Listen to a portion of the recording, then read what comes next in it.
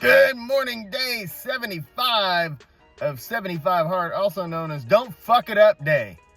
It's time to just get shit done. That's what this whole day is going to be. Hopefully, like many other days, I will be done with all my tasks by like 2 in the afternoon, 3 in the afternoon. Easy peasy. It really is like you get super paranoid on the last couple of days, making sure that you don't screw things up, you don't forget the picture, you don't forget the reading, you don't leave 2 ounces of water in your thing. I don't know of anybody personally that's failed this late in the game. I had a client several years ago fail on day 55 because of a little bit of water, and he just proceeded to keep going, never skipped a beat. So he ended up doing 130 hard. It's just kind of awesome. But here we are, day 75. We're going to pick some things up and put them down. We're going to do all the things just like I've been doing for the last 74 days. It's going to be great. It's raining right now. Hopefully I'll get a downpour when I'm outside for my second workout. It would just be a nice fitting in to this thing. But that's it. There we go. And then tomorrow or Sunday or sometime, I'll do a little recap with some lessons learned and best practices and all that stuff. And hopefully if this is something that you are contemplating doing or whatever, if I can help in any way, I'd love to help. Y'all have a great day. Make good choices. I'll see you later.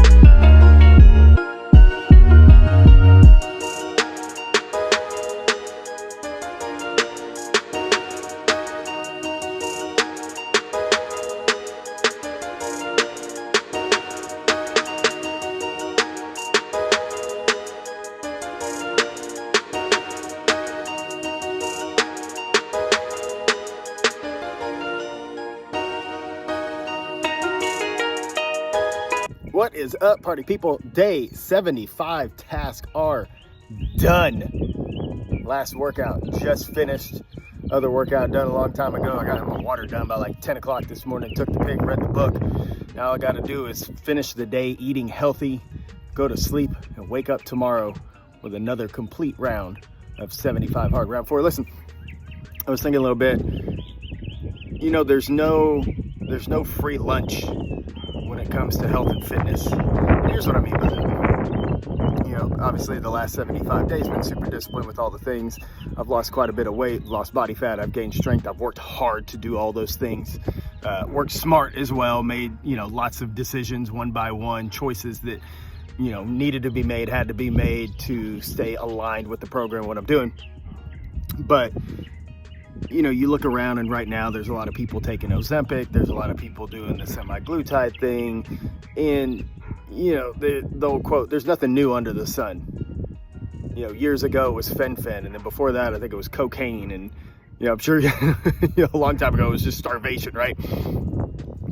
There's gastric bypass and lap band. There's all kinds of ways to lose weight. But if anybody out there is thinking there's some miracle quick fix drug like Ozempic that's going to cure what ails you, in my personal opinion, you're fucking wrong, because they all come with something. You know, I used to be a part of a bariatric support group, and I saw the issues that those people had. So just because they had the surgery, which is super invasive, by the way, didn't really fix shit for a lot of them, to be honest with you.